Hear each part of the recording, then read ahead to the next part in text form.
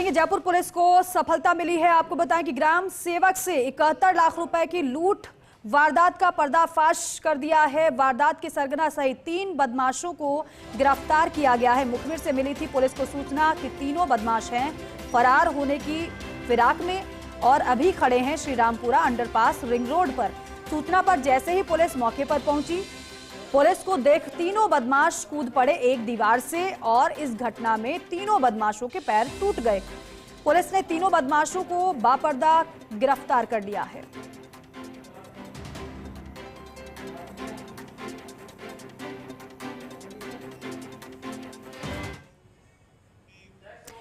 तो वहीं लोकसभा आम चुनाव 2024 शुक्रवार को लोकसभा के दूसरे चरण का मतदान होगा। दूसरे चरण में राजस्थान की 13 सीटों पर मतदान होगा। राजस्थान की उदयपुर, राजसमंद, बांसवाड़ा, कोटा, जोधपुर, टोंक सवाईमाधोपुर, जालौर, सिरोही, पाली, बाड़मेर, अजमेर, भीलवाड़ा, चित्तौड़गढ़, झालावाड़ 12 सीट पर दूसरे फेज में मतदान होगा। देश में 13 राज्यों की 88 लोकसभा सीटों पर भी आपको बता दें कि कल ही मतदान होगा, यानी कि 26 अप्रैल को वोटिंग होगी। पूरी तैयारी कर ली गई है। हालांकि प्रत्याशियों की धड़कनें भी बढ़ी हुई है। ऐसे में दावे तो सभी कर रहे हैं कि सभी की तैयारी पुख्ता है, लेकिन ऐसे में जनता का मन किस ओर वोटिंग में तब्दील होगा, ये देखने वाली बात है। तो वहीं प्रदेश में लोकसभा चुनाव के दूसरे चरण के मतदान से ठीक पहले पूर्व मुख्यमंत्री अशोक गहलोत के ओएसडी लोकेश शर्मा की ओर से किए गए खुलासे को लेकर पूर्व मुख्यमंत्री अशोक गहलोत ने अपनी प्रतिक्रिया दी है और उन्होंने कहा है कि ओएसडी ने क्या आरोप लगाए हैं इसकी मुझे जानकारी नहीं है, लेकिन देश में जिस तरह से माहौल चल रहा है उसमें कौन कब पार्टी छोड़ दे, कौन कब भारतीय जनता पार्टी ज्वाइन कर ले, पता नहीं चलता। उन्होंने कहा है कि हमेशा सच्चाई के साथ चलना चाहिए। जोधपुर में पत्रकारों से वार्ता करते हुए पूर्व मुख्यमंत्री अशोक गहलोत ने कहा है, ओएसडी की ओर से जारी ऑडियो में क्या है उसका कोई औचित्य नहीं है, ये केवल चुनावी हथकंडे हैं और इसकी चिंता नहीं करनी चाहिए। ऑडियो कोई कुछ बना सकता, ऑडियो में क्या है, ऑडियो दम है क्या?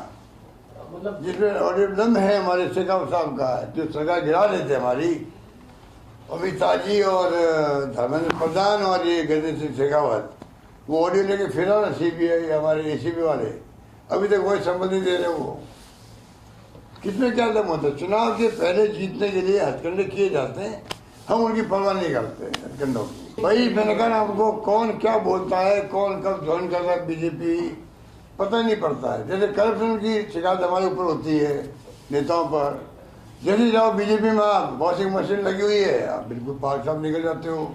ये देश में माहौल बना हुआ है। तो जोधपुर में शांतिपूर्ण तरीके से चुनाव संपन्न कराने के लिए पुलिस और प्रशासन पूरी तरीके से मुस्तैद है और सुरक्षा व्यवस्थाओं को लेकर आईजी विकास कुमार लगातार सभी जिलों के ग्रामीण एसपी के साथ संपर्क बनाए हुए हैं। आईजी विकास कुमार ने संभाग भर में लगे पुलिस अधिकारियों और जवानों की हौसला अफजाई की है। तो वहीं संभागीय आयुक्त बीएल मेहरा ने मतदाताओं से अधिक संख्या में पहुंचकर मतदान करने की अपील की है। लोकतंत्र के इस महापर्व में सहभागिता सुनिश्चित करने की अपील की है।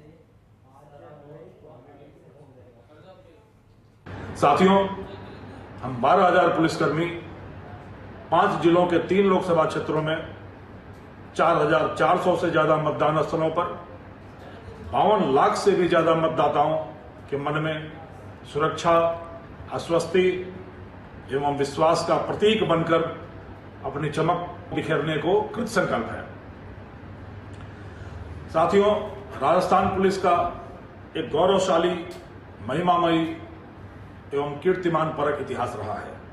हम सब लगातार परीक्षाएं देते रहे हैं और हर परीक्षा में नए कीर्तिमान स्थापित कर सफलता एवं यश कीर्ति की उज्जवल परंपरा को हमेशा आगे बढ़ाते रहे। लोकसभा आम चुनाव 2024 मैं भंवरलाल मेहरा, संभागीय आयुक्त जोधपुर, आप सभी से अपील करता हूं कि प्राचीनतम इतिहास के गौरव का प्रतीक हमारा जोधपुर 26 अप्रैल 2024 को लोकतंत्र के महापर्व लोकसभा चुनाव का साक्षी बनने जा रहा है।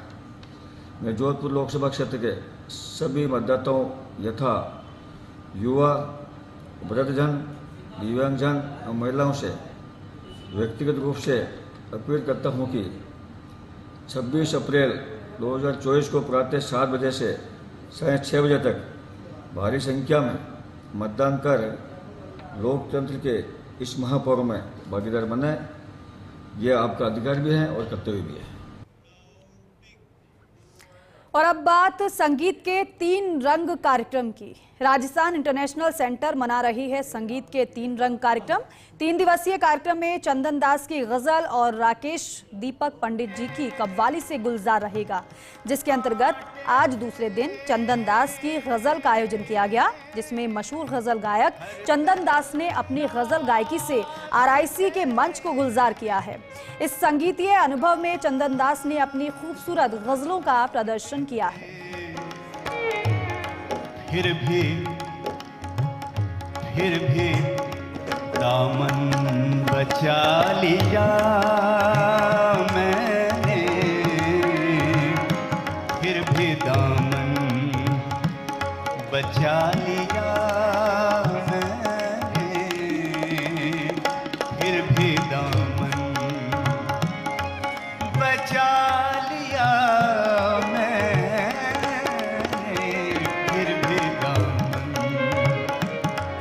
बचा लिया मैंने। फरिश्ते तुम भी नहीं हो,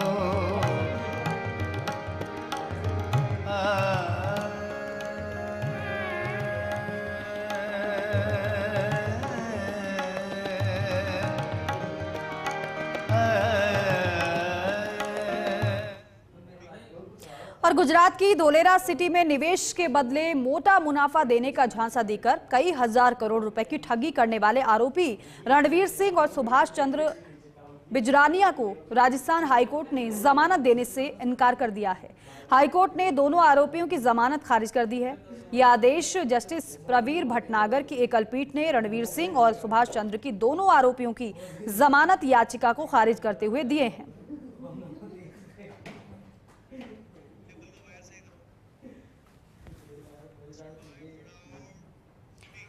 जयपुर से खबर है, किशोर न्याय बोर्ड के सदस्यों का कार्यकाल बढ़ाने जाने से जुड़ा ये प्रकरण है। टोंक की महिला सदस्य और सवाई माधोपुर के सदस्य का कार्यकाल नहीं बढ़ाने का मामला है। मामले में हाईकोर्ट ने राज्य सरकार से 29 अप्रैल तक जवाब मांगा है। जस्टिस महेंद्र कुमार गोयल की एकल पीठ ने आदेश दिए हैं। टोंक बोर्ड की महिला सदस्य कविता सिंघल और अन्य की याचिका पर आदेश दिए हैं अदालत ने। याचिकाओं की प्रति एएजी बसंत सिंह छाबा को सौंपने के आदेश दिए हैं। एडवोकेट लक्ष्मीकांत शर्मा मालपुरा ने प्रार्थी पक्ष की पैरवी की है। मामला यह है कि राज्य के टोंक व सवाई माधोपुर के अलावा अन्य जो जिले हैं उनके जो सदस्य थे जुवेनाइल जस्टिस बोर्ड के और किशोर न्याय बोर्ड के, उन सबका कार्यकाल राज्य सरकार द्वारा बढ़ा दिया गया है और टोंक व सवाई माधोपुर के जो सदस्य हैं उनका कार्यकाल राज्य सरकार द्वारा बढ़ाया नहीं गया है। हमने याचिका में गुहार की है कि जब तक नए सदस्यों की नियुक्ति नहीं हो जाती है तब तक वर्तमान में जो याचिकाकर्ता कार्यरत है उनको नए सदस्यों की नियुक्ति तक काम करते रहने दिया जाए। लेकिन राज्य सरकार को हमने इस बारे में अभ्यावेदन भी दिए हैं। लोकल एडमिनिस्ट्रेशन ने भी इस बारे में रिकमेंडेशन दी है कि इनके कार्यकाल में वृद्धि की जाए। डूंगरपुर जिले के कोतवाली थाने के अंतर्गत डूंगरपुर शहर में एक कॉम्प्लेक्स में रहकर चौकीदारी का काम करने वाली महिला से दुष्कर्म की वारदात हुई है। बीती रात बाइक पर आए 2 नकाबपोश बदमाशों में से एक ने महिला के बच्चे को चाकू की नोक पर रखकर महिला के साथ दुष्कर्म किया है। कोतवाली थाना पुलिस ने मामला दर्ज कर आरोपियों की तलाश शुरू कर दी है। मेरे साथ कुछ गलत हुआ। कौन थे? नहीं पता, मैं नहीं जानती हूँ। नहीं जानती हूँ मैं। जैसलमेर के ट्रांसपोर्ट नगर चौराहे के पास सब्जी मंडी में अचानक से आग लग गई, जिससे सब्जी मंडी में अफरा तफरी मच गई। सूचना पर मौके पर पहुंची दमकल और स्थानीय लोगों ने आग पर काबू पाया। आग लगने से लाखों रुपए का नुकसान बताया जा रहा है। तो वहीं मामले को लेकर सब्जी मंडी अध्यक्ष तोलाराम ने एक व्यापारी पर आग लगाने का आरोप लगाया है। घटना की पूरी वारदात सीसीटीवी में कैद हो गई है। फिलहाल पुलिस ने मामला दर्ज कर लिया है और जांच शुरू कर दी है।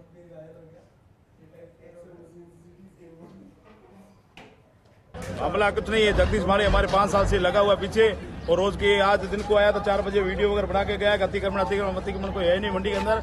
हमारे भी मंडी के हालात देख लो। ये आग हमारे कम से कम 10,000 कैरेट थे और हमारा दुकान का फर्नीचर और पाइप वगैरह सब जला के राख करके पीछे से मंडी से कृषि मंडी से आया, पीछे आग लगा के भाग गया। और दिन को यहाँ पे फुटेज भी आ रखे उसके, वीडियो को बना के गया। दिन को हमारे से परेशानी है, जल्द से जल्द कार्रवाई की जाए। मामला ये है, हम गए हुए थे कलेक्शन पे, जो घंटा भर पहले निकले थे और उसके बाद में 2 बंदे आए हैं यहाँ पे मोटरसाइकिल पे। उन्होंने पूरा वीडियो बनाया है और वीडियो बना करके हमारे ऑफिस के आगे खड़े रह के देखा है।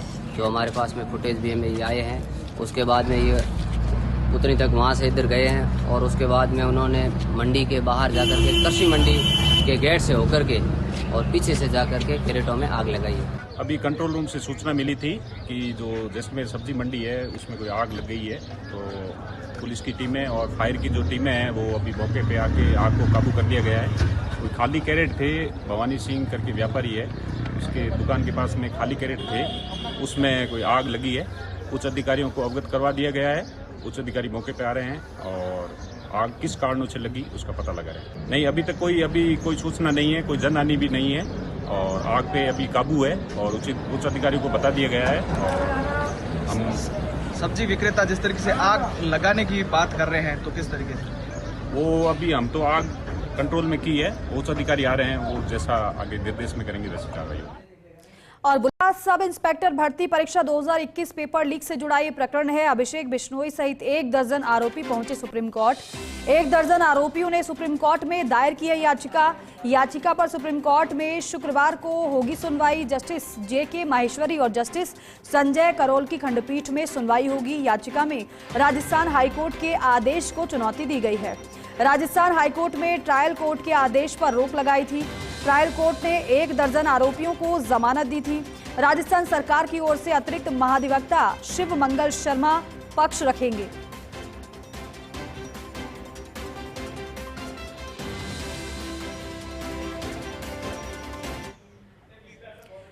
और वहीं अनूपगढ़ के गांव 5 UDM के लोगों ने जिला SP ऑफिस के आगे शव रखकर प्रदर्शन किया है। सूचना पर उपखंड अधिकारी और तहसीलदार मौके पर पहुंचे और प्रदर्शनकारियों से समझाइश कर सरकार की ओर से मिलने वाले मुआवजे की जानकारी दी है। आपको बता दें कि 24 नवंबर को मारपीट के बाद एक पक्ष के रोहास राम सहित अन्य कई लोग घायल हो गए थे, जिन्हें अस्पताल में भर्ती कराया गया, जहां इलाज के दौरान एक व्यक्ति ने दम तोड़ दिया, जिसे लेकर प्रदर्शन किया गया है। अभी ये यहाँ पर आए थे और इनका ये कहना था, जो सुनील कुमार है पुत्र के साथ पहले हमारे आपस में मुकदमा हुआ था, उस मुकदमे में हम न्याय चाहते हैं। तो उस मुकदमे के बारे में जो मैंने रिकॉर्ड चेक किया है, ये सुनील के पिताजी और आत्माराम दोनों भाई हैं और खेत पड़ोसी भी हैं।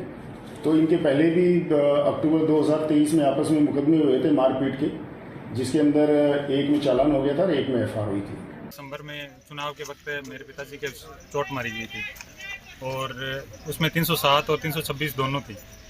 तो उसके बाद में पापा बीमार रहने लग गए और उनकी डेथ हो गई आज कल। और राजस्थान में इस बार नहरबंदी नहीं होने से किसानों को सिंचाई के लिए 1 मई से पानी मिल सकेगा, जबकि पिछले 3-4 साल से क्लोजर लेने के दौरान जून के प्रथम सप्ताह में पानी मिलाने से किसानों को परेशानी उठानी पड़ रही है। बता दें कि मुख्यमंत्री भजनलाल शर्मा ने पूर्व में ही कह दिया था कि इस बार क्लोजर नहीं लिया जाएगा। उधर मई के प्रथम सप्ताह से ही BT कपास की बुवाई भी शुरू हो जाएगी। गंगानगर और बीकानेर सहित 6 जिलों के किसानों ने मुख्यमंत्री भजनलाल शर्मा को मई के दौरान ही सिंचाई का पानी देने के लिए आग्रह किया था।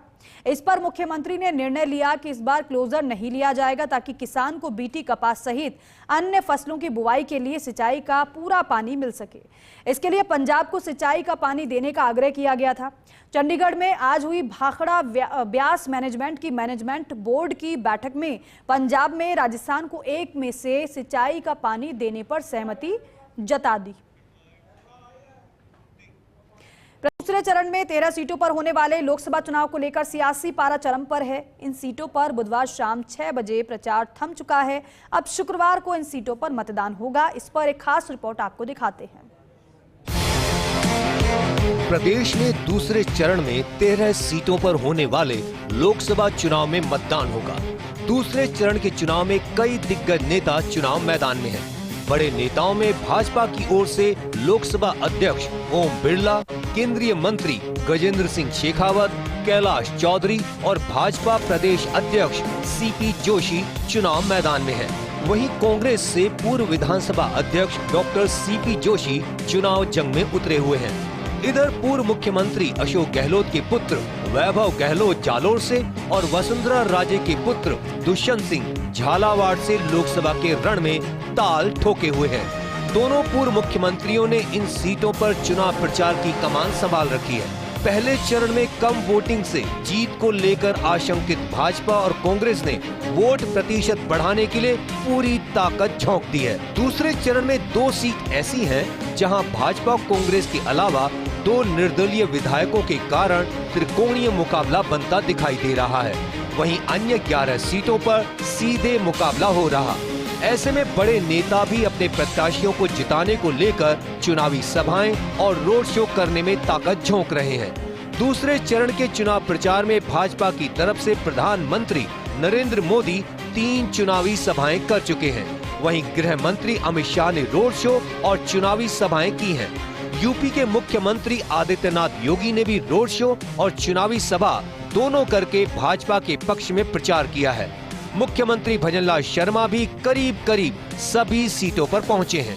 वहीं कांग्रेस की तरफ से पूर्व मुख्यमंत्री अशोक गहलोत, सचिन पायलट, गोविंद सिंह डोटासरा के साथ आरएलपी प्रमुख हनुमान बेनीवाल चुनाव प्रचार कर रहे हैं। आइए जानते हैं कि इन 13 सीटों पर किस तरह का मुकाबला।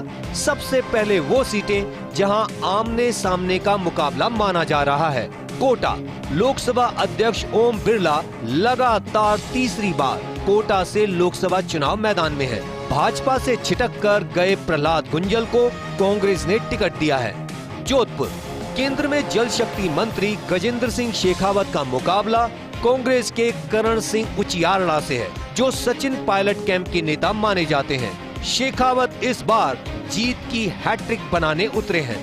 चित्तौड़गढ़ भाजपा से सीपी जोशी तीसरी बार चुनाव मैदान में है। उनका मुकाबला गहलोत सरकार में मंत्री रहे उदयलाल आंजना से है। भीलवाड़ा कांग्रेस ने पूर्व विधानसभा अध्यक्ष डॉक्टर सीपी जोशी को मैदान में उतारा है।